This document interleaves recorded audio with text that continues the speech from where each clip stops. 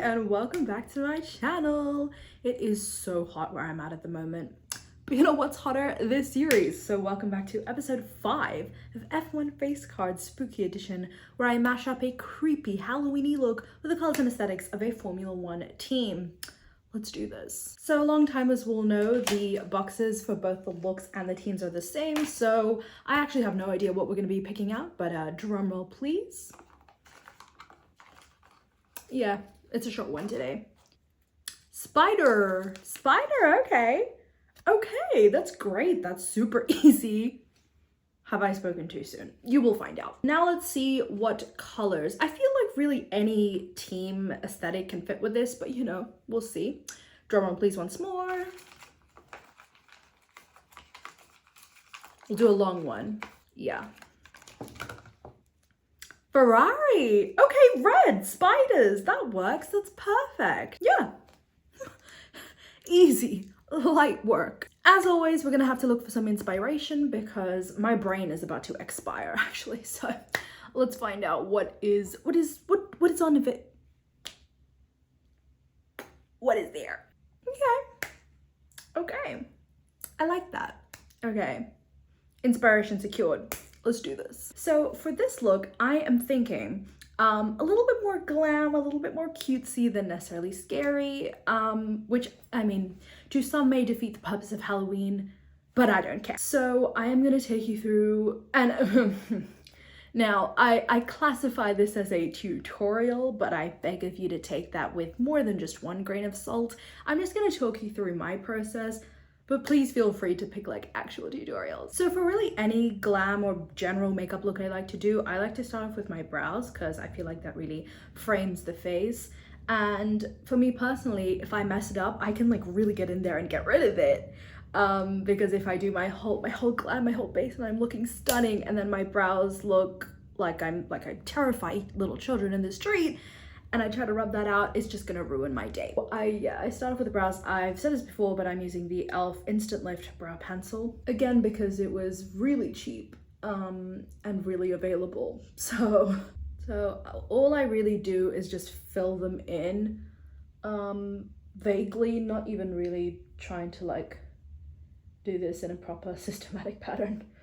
And then I use the little spoolie end to, I say the word blend it out, but I don't really know that that's what is happening here. I've also found that naturally my brows are uneven, so if I try to even them out, I look odd because I'm just not used to my I'm just not used to my face looking perfect. I'm just used to being ugly. No, uneven brows aren't ugly, they're natural people. Yeah, actually it's pretty weird, and you must be pretty bored if the one thing you're worried about is somebody's brows are uneven.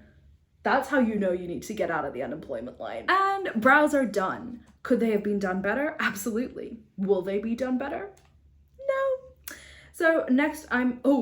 I'm gonna color correct. I remember. Grandmother remembers the steps, people. I have also said this before, but I don't have a cream color corrector because I can't afford one. Yeah. So instead, I just use a mixture of orange and pink eyeshadow. And then, guess what? There's nothing to set. Why? Because it's about women in STEM. I will go and put this anywhere that I have grayness. And this works because of color theory, which sounds really difficult and, you know, sophisticated, and to some may even sound made up, but is really like pretty simple to grasp. It's just like opposite colors neutralize each other. And the grayness in the skin is usually like bluish purple tone because of all the like veins and whatnot underneath. So orange and pinkish kind of tones, or like peach tones, are on the opposite side of blue and purple on the color wheel. So they neutralize each other. And what does that mean? That just means that like when you put your concealer or foundation or whatever over the top, you won't get that like grayness being pulled out. Cool, so now that that's done, I will go in with concealer. I use a warm toned concealer to help further with the color correcting, so it doesn't necessarily match my face on its own, but it does help given that it's a bit more warm toned, which will help, you know, with the orange and the peach tones. So we do a little thin but even layers is what we want to be doing here. So I'm gonna let that marinate, because if we marinate and season our chicken, why wouldn't we let our concealer marinate? That actually has no correlational link to each other, chicken and concealer, but you know, they both use the term marinate, so. Yeah, marinating it just leaves it to be a bit more like thicker and more pigmented when you blend it out, which is what we want. In the meantime, I'm going to prime my lids. I'm just gonna use a lighter foundation shade to apply a thin layer on my lids, so that whatever eyeshadows we pop on top of that will really like pop off. So I did say that I was on the sponge train again, but I am gonna hop off of that and get onto the brush train. Because with a sponge, because it absorbs more product than I would say a brush does, I'm going to use a brush to, you know, retain the coverage. So I'm going to start off around my mouth because the extra 5 seconds that the under eye concealer gets will really make a difference, a big difference. Ooh, that is good coverage, excuse me. Now what I'm going to do is set this. So I use the e.l.f. Halo Glow Setting Powder. Now, I'm sure this makes sense that if you use the concealer and the powder from the same brand, there might be some sort of like consistency that could help with results, like making it seem more smoother. But I could also just be making that stuff up, so like in theory it makes sense, because you know if the same brand is formulating these products, it's so that you use them together. Oh wait, I didn't even use an e.l.f. concealer on my face. What am I talking about? Okay, I used the e.l.f. brow from... So I am talking nonsense, as per usual. Easy. Did I say this would be easy? So got her on a powder puff. And because we're just setting, just sort of tap the excess off on your hand. And then tap, tap, tap. Ooh, actually... I keep saying this is a tutorial and then I keep doing, actually, I forgot this. Okay, so what I'm gonna do is I'm gonna use the back of the brush, because there's this sort of little pointy bit, and kind of scoop out the excess product that has built up in the creases there. And remember, creases in your skin, like especially underneath your eyes at any age, is normal and good, because we want a high surface area to volume ratio in your skin cells, so you can absorb stuff. Yeah. Now we can set so that the powder doesn't just sort of build up and accentuate the creases like further than they already are. Powder poof. Powder poof. So you're gonna load up the powder onto the poof. Tap it out on your hand to just like get rid of the excess that'll deposit immediately. And then tap her away. Put it on your finger properly first and tap it away. So now normally my next step would be to bronze, but what I'm going to do is use red lipstick, not a blush, lipstick, to do my blush. And then I'm going to use that same color as my like eyeshadow primer and sort of connect it in. And we have this nice like connected blushy base that goes into the eyeshadow look. Starting off with this red lipstick. This is Red Revival by Rimmel. I'm like fairly sure this is Rimmel. It's, I'd say, a bit more neutral or cool toned of a red, which I prefer. Not that I'm out here wearing red lipstick. Oh my god, I had a phase where I wore red lipstick to high school, but like brown liner, red lipstick, and gold lip gloss every day. No other makeup, by the way. No other makeup, clock that. And I thought, I was like, oh my god, natural. Yeah, I don't know what I was thinking. It served, it was fantastic. It was just so out of place, I think. I'm gonna start off by just building up my blush first, and then we can start connecting it into the lid. So there's no real like blush shape pattern placement really here. There's no method to the madness. I'm just putting it maybe a little bit higher than I normally would because I'm gonna connect it into the eye makeup. Yeah, so I'm using an angled brush now to just tap that in and blend it. Probably could have blended it into the concealer before setting it. I'm sure that it would have made more sense, but I mean, is that what this channel is? No. In my opinion, it doesn't matter how pigmented it is if it's blended really well. It's what I tell myself. I did say I was gonna build up my blush, but I did just put a heck ton on there, and I think I'm just gonna go with that, honestly. And now I'm going to use the same color on my lids. You know, I've been hearing some rumors that Charles's team... See, you know what? Actually, before I continue, I feel wrong saying Charles, but I feel utterly pretentious and idiotic saying Charles. But then I think to myself, well, that's somebody's given name. So if I say Charles, that's not pretentious because I'm calling them by their given name. So back to what I was saying. Charles Leclerc, apparently his team, or there's just rumors of his team talking to other teams to get him a seat potentially elsewhere other than Ferrari, which is, I don't know what to make of them. On one hand, I'm just like, well, who's believing that? I mean, he's basically got Stockholm syndrome at this point. But then at the same time, like, maybe he's really considering getting out of the prison. I genuinely don't think he will develop as a driver or further his career significantly more staying in Ferrari. I think it would be good for him to go to another team, but the thing is, what other team? And actually, you know, who knows? Ferrari might pull a blinder on us with the new regulations next year and, you know, they might be back on top again. But, like, realistically, what other team has seats that would be beneficial? Because he could just stay in Ferrari and do mediocre. But, like, which team is gonna make him better? I mean, McLaren, I'm pretty sure, like, both their drivers are locked in for next year. Mercedes, the thing is, everyone keeps saying that George Russell doesn't have a contract, but I'm like, I'm pretty sure he has a contract, and Toto would look like an idiot if he just, like, pushed Kimi away after being like, yeah, we're developing Kimi here and blah, blah, blah, blah, blah. So, like, I think, you know, if not for Kimi's talent or skill, it's not like they're gonna get rid of him maybe for, like, marketing, like, Mercedes image reasons. Then what else is there? Red Bull? Verstappen. Do we make it happen? It rhymed, so it must be true. Yeah, I don't know. I mean, if he's suffering at Ferrari, Red Bull might make him, like, on the edge. No, he's already on the edge. It's gonna make him jump. So, yeah, then, like, what else is there for him? He's just sort of stuck. Sad. Anyways, on to the next step. Now this is looking a bit pink, but I am going to go in with a red eyeshadow and just lightly set everything down, which will hopefully make it a little bit more red looking. Okay, so that turned out a lot more darker maroon than I wanted it to be, but let's think of this as Ferrari at China when both drivers were disqualified.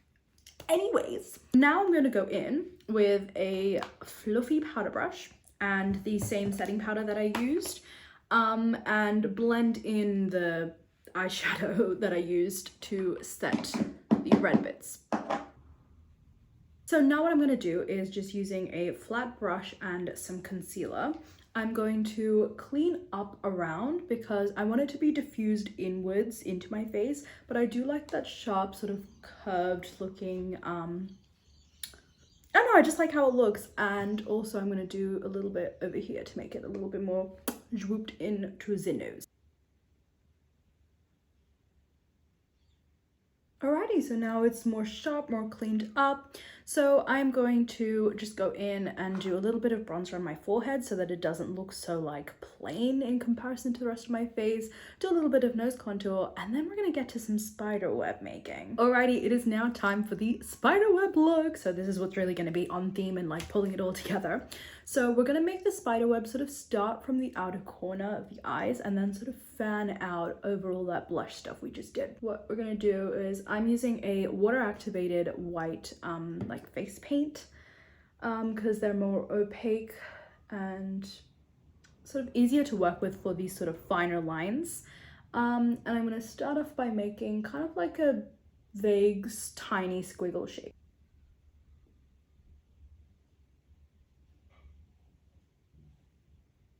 Then I'm going to pick a couple of points around that line and make it a little bit more pointed. So now what you're going to do from those little pointed bits that you made is draw out the lines of the web. And you can go however far you want. I'm just going to go within the bounds of the blush.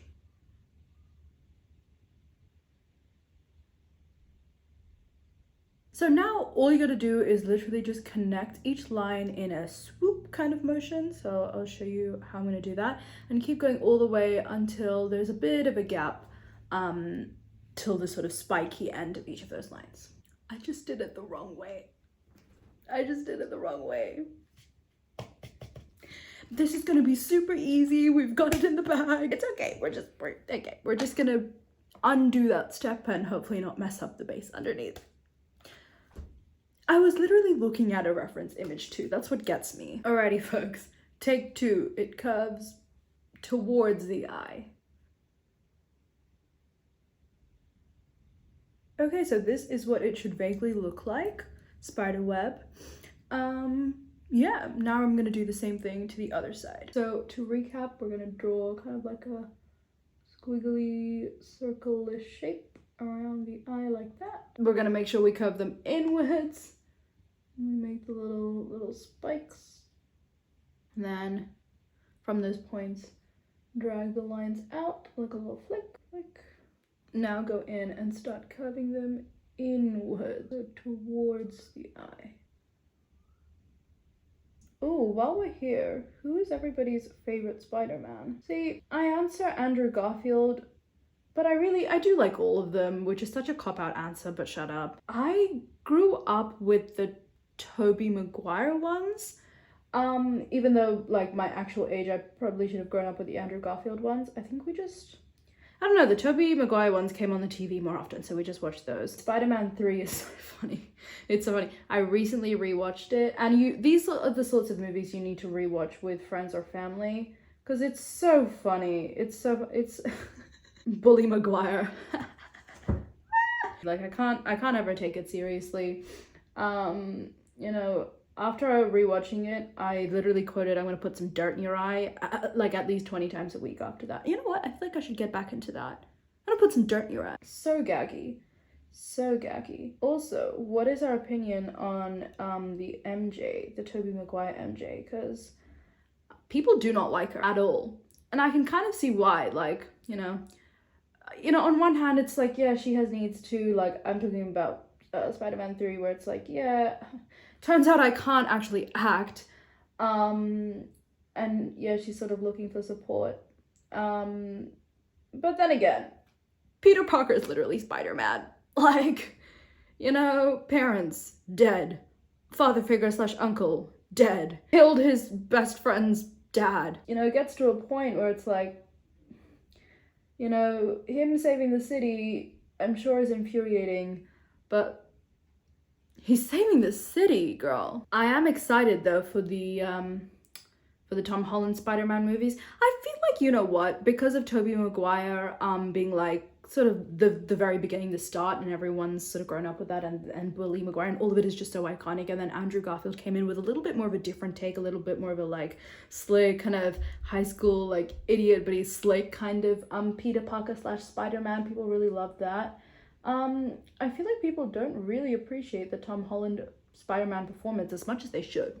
Because I actually really like it. I think he did a fantastic job, and he continues to do so. I think his performance really highlighted the fact that he is a high schooler. Okay, frontal lobe, nowhere near developed. You know, the sort of like, just the general demeanor, and his performance, like, at the end of No Way Home, where everyone's like forgetting him and all that. The scene in the cafe or whatever it is. Oh, so painful. So yeah, like, rate Tom Holland, people. I am excited for the next Spider-Man movie. Brand new day. We're scrapping the home stuff. We're homeless now. Oh, you know, I have a funny story about spiders. So I live in Australia, which to the rest of the world is like, oh my god, there's wild animals everywhere. It is not like that, people. And also, in Australia, we're so chill with animals that if we do see one, like, I mean, yeah, some people do get scared. Like, I know, like, if I see a roach, I'm not scared of roaches, I'm disgusted by them. That's different. Most of us just know to leave animals alone. I think the top 3 deadliest spiders are in this country. Gagged. Quite literally, the poison / venom they might have, which I learned poison and venom are 2 different things. I can't remember which one is which, but one is like, if you ingest it, you die, and one's like if it touches you, you die, like something like that. What was the point of what I was saying again? It was the funny story about spiders. So when I was like 5, we had this massive redback spider that was living on our window, but on the outside, don't worry. And I was like not at all freaked out by it, because it was like a mother and all her eggs were in the web, and I would check in on her every day and be like, hello Mrs. Redback, how are we doing today? How are the children? And then, you know, I'd like tell her about my day and all that stuff. Like I tell my own mom, don't worry, but I'd also tell Mrs. Redback. And then one day I saw like Mrs. Redback wasn't there, but all the eggs were still there, and I was like, oh my god, mom, what's happened? She's been kidnapped. And then she's like, no, she's just off at work, you know what I mean? She's coming back soon. She's just doing that overtime, gotta get that money, you know, the economy. And I was like, oh, I get it. Okay, yeah. And then we had to move. And I was really depressed to leave her behind. But best believe, if I saw a redback within a kilometer, I mean, not that my eyesight could reach that far, if I saw that, bolting. That area now belongs to the redback. So please, don't play around with me. Okay, I am just gonna do a little bit more touch-ups, a couple more little finer details here and there, and then I'll show you the final look. And this is the final look. I am so pleased with this look, but I have to give it a 9 out of 10 and duck a point because the colors are not Ferrari colors. I know, sue me. Charles is gonna sue Ferrari. Just you wait. I am so ready for the Charles post-Ferrari memoir. Anyways, I'm so happy with how this turned out. I just wish the color was the same red. I added the little spider hanging off. It looks more like a roach than a spider, but just shut up. Hope you enjoyed this video, and I will see you in the next episode of F1 Face Cards Spooky Edition. All right, bye.